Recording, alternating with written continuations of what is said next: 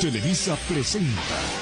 El propósito de este proyecto consistió en el desarrollo de una simulación computacional de la trayectoria de los proyectiles volcánicos, que tuviera la capacidad de ajustar tres variables esenciales: la resistencia del aire, la velocidad inicial y el ángulo de lanzamiento del proyectil. El objetivo de nuestro programa era que los usuarios pudieran observar cómo cambiaba la trayectoria del proyectil al modificar estas variables, y para garantizar que fuera lo más precisa posible, realizamos investigaciones de un volcán en específico. En este caso fue el Popocatépetl. Investigamos desde medidas estándar de los proyectiles, ángulo de lanzamiento, etcétera.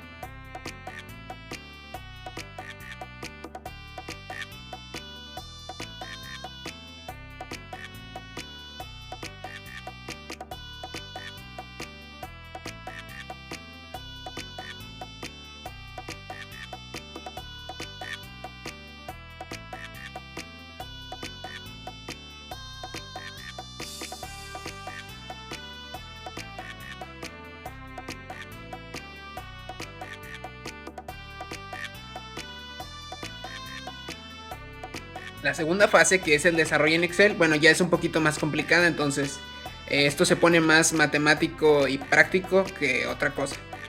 Pues consistió en realizar una simulación de un proyectil expulsado por un volcán en Excel. Evidentemente aún no llegamos a MATLAB, y pues se investigaron y recopilaron datos realistas sobre los tamaños, masas, velocidad inicial, ángulos, etcétera. Lo que mencioné en un inicio, ¿no? Que se investigó sobre el volcán Popocatépetl como un rango de medidas estándar de los que ya se llevan registros.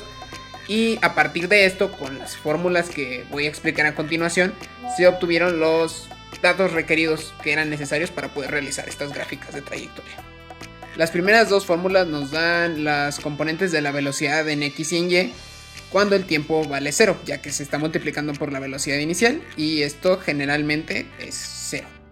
En otras palabras, nos permite encontrar cuánto del movimiento se encuentra en el eje horizontal o vertical, dependiendo si es X o Y, y esto se obtiene, como ya mencioné, multiplicando la velocidad inicial por el coseno del ángulo de lanzamiento en el caso del eje X y el seno del ángulo de lanzamiento en caso del eje Y.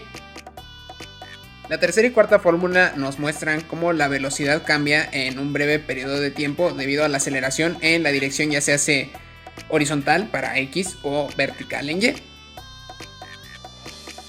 que nos dice que la velocidad en la dirección, ya sea X o Y, en un momento futuro, que es tiempo más delta de tiempo, se obtiene al sumar la velocidad en el momento actual, que es t, a la cantidad resultante de multiplicar la aceleración en dicha dirección en el momento actual por el cambio del tiempo, que ya sabemos que delta de tiempo representa el cambio de tiempo. Después, en Excel creamos una simulación que mostró la altura máxima, el punto de impacto y la velocidad justo antes del impacto del proyectil. Voy a mostrar aquí una tabla que nos arrojó dichos datos, y pues con esto pudimos crear una gráfica de la cual se sustrajo una función polinomial de segundo grado que nos arrojó directamente Microsoft Excel, que modeló la trayectoria del proyectil y nos permite analizar cómo al modificar ciertos coeficientes de esta función pues cambia la trayectoria.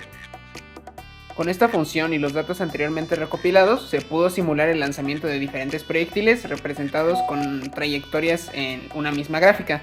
Para que las trayectorias no se empalmaran, tuvimos que utilizar grados de lanzamiento distintos para que se pudiera apreciar bien cómo cambia la trayectoria dependiendo del ángulo de lanzamiento que se le indica al programa.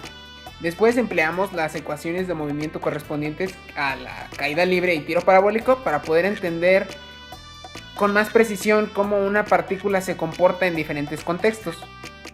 Estas ecuaciones nos permiten calcular y estimar su posición en distintos momentos a lo largo de su trayectoria. Estoy hablando del proyectil que dispara el volcán, y a través de estas predicciones se obtiene una comprensión y una precisión mucho mayor de cómo se desarrolla el movimiento de dicho proyectil, lo que nos resulta bastante crucial para poder evaluar las áreas de riesgos y que se puedan tomar decisiones mucho más informadas y planificadas sobre cómo se deben de implementar las medidas de seguridad, cuáles son las áreas seguras, cuáles no lo son, qué partes de la ciudad deben ser evacuadas, qué partes son seguras, hasta dónde es seguro más bien que los rescatistas se introduzcan para poder evacuar a las personas y ayudar a los heridos. Y pues ya finalmente, a la hora de utilizar la herramienta MATLAB para poder calcular y presentar las aproximaciones de la trayectoria que sigue el proyectil arrojado por el volcán, pues iniciamos con el vector X y Y, que son, a la hora de calcularlos, necesarias pues sus velocidades en X y en Y, que con esto son calculables con las fórmulas de cinemática que ya expliqué anteriormente. Para la aceleración ya sabemos que la fórmula cambia dependiendo de si se toma en cuenta o no la resistencia del aire. En este caso, como sí se está tomando en cuenta, pues necesitamos el coeficiente de arrastre. A continuación voy a mostrar líneas de código de lo que estoy hablando mientras sigo explicando.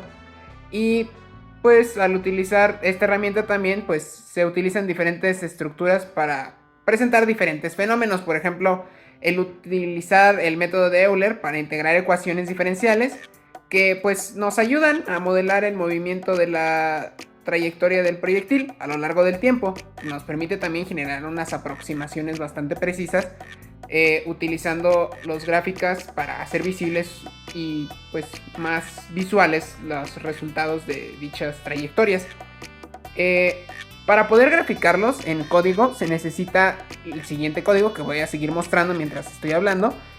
Subplot, en este caso, como podemos ver en la imagen, genera la tabla con este número de líneas y posición, que es 434. Plot es básicamente la fórmula que se va a formar para generarlo, y parte de el grueso de la línea, que es el comando linewidth, 2, que significa que la línea debe ser pues el doble de gruesa que la normal, ¿no?